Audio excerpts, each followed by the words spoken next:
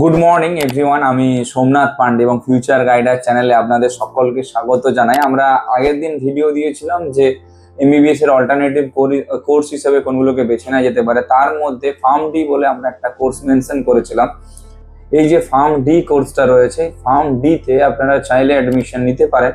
এর কি কি এলিজিবিলিটি ক্রাইটেরিয়া রয়েছে এবং স্কোপ কি রয়েছে, কোথায় কি রকম ভাবে আপনারা মুভমেন্ট করতে পারেন, সেই সমস্ত বিষয়ে আজকে গাইডেন্সটা আমরা দেবো।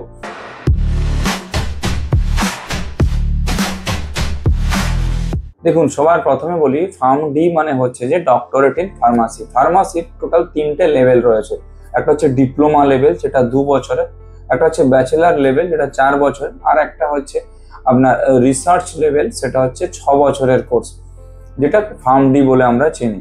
5 বছরের একাডেমিক সেশন রয়েছে এবং 1 বছরে রয়েছে ইন্টার্নশিপ। ওই ইন্টার্নশিপে আপনারা যদি ভালো কলেজ থেকে পড়েন সেই ক্ষেত্রে স্টাইফেনও পেতে পারেন। ন্যূনতম 42,000 টাকা থেকে শুরু রয়েছে স্টাইফেন।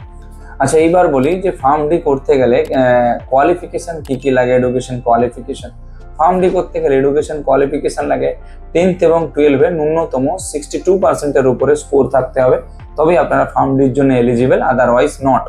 আচ্ছা, এক্সাম কি কি লাগে। বিভিন্ন কলেজের বা বিভিন্ন ইউনিভার্সিটির বিভিন্ন রকমের এক্সাম হয়, তবে যদি নিটটা দেওয়া থাকে তাহলে সেই ক্ষেত্রে অ্যাডমিশন নেওয়াটা আরো সুবিধাজনক বলে মনে করছি আমরা সকলে।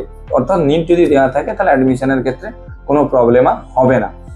আচ্ছা, এইবার বলি যে আপনার ফার্ম ডির ফি স্ট্রাকচার কত রয়েছে। বড় বড় কলেজগুলোতে যদি আপনার ফার্ম ডি অ্যাডমিশন নিতে যান, যেমন মণিপাল, বৈদেহী, রামায়া বা আপনার ধরুন আচারিয়া, মীনাক্ষী, এই সমস্ত বড় বড় কলেজগুলো, বা আপনার কিটে তো ফার্ম ডি নিয়ে শিক্ষা অনুসন্ধানে রয়েছে, এই সমস্ত বড় বড় কলেজগুলোতে আপনার ফার্ম ডি নিতে গেলে আপনাদের পার ইয়ার ফিস প্রায় 3,70,000 থেকে 4,20,000 পর্যন্ত চলে যাবে।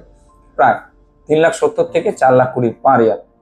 যদি আপনারা র্যাঙ্ক করে অ্যাডমিশন নেন তাহলে এই সেম ফিসে আপনারা অ্যাডমিশন হলেন। যদি র্যাঙ্ক না করতে পারেন তাহলে ম্যানেজমেন্ট কোটাতে অ্যাডমিশন নিতে গেলে আপনাদের সেই ক্ষেত্রে ডোনেশন পেমেন্ট করতে হয়, অর্থাৎ ম্যানেজমেন্ট ফিস বা ক্যাপিটেশন পেমেন্ট করে অ্যাডমিশন নিতে হয়।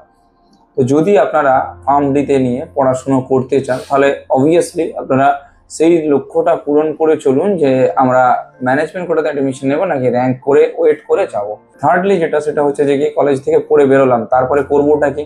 কলেজে চাকরির অনেক বিষয় রয়েছে, যেমন প্লেসমেন্ট ওরিয়েন্টেড কিছু কিছু কলেজ রয়েছে যারা প্লেসমেন্ট 1000% দিয়ে দেবে আপনাকে। বড় বড় যে কলেজগুলো বলেছি তারা প্লেসমেন্ট 1000% আপনাকে দিয়ে দেবে। সান, সিপলা, ডক্টর রেড্ডি, বড় বড় যে ওষুধের কোম্পানিগুলো রয়েছে, এই সমস্ত কোম্পানিতে আপনি ধরে রাখুন প্রায় নিয়ার অ্যাবাউট HRM যে পোস্ট রয়েছে, হিউম্যান রিসোর্স ম্যানেজমেন্ট, এই পোস্টে আপনারা কিন্তু অ্যাপ্লাই করে দিতে পারেন। এটা হলো প্রাইভেটের দিক থেকে। যদি গভর্নমেন্টের দিক থেকে বলেন, গভর্নমেন্টের দিক থেকে বললে আপনার নিয়ার অ্যাবাউট ধরে রাখুন ওয়েস্ট বেঙ্গলের যে আপনার মাল্টি স্পেশালিটি হসপিটাল রয়েছে সেগুলো, সেন্ট্রালে যে ইএসআই হসপিটাল রয়েছে সেগুলো, তার পাশাপাশি আরও যে গভর্নমেন্ট হসপিটালগুলো রয়েছে সেগুলোতে আপনারা মেডিসিন ডিপার্টমেন্টে অ্যাপ্লাই করতে পারেন। এছাড়াও যদি হায়ার স্টাডির দিকে আপনারা যদি যান তাহলে সেই ক্ষেত্রে রিসার্চ যে রয়েছে, রিসার্চের দিকেও আপনারা কিন্তু অ্যাপ্লাই করতে পারেন। তো এই হচ্ছে ফার্ম ডি টোটাল আপনার এক্সপ্লেনেশন, যতটা আমরা তুলে ধরার আপনাদের কাছে চেষ্টা করেছি, যতটা পেরেছি তুলে ধরার চেষ্টা করেছি।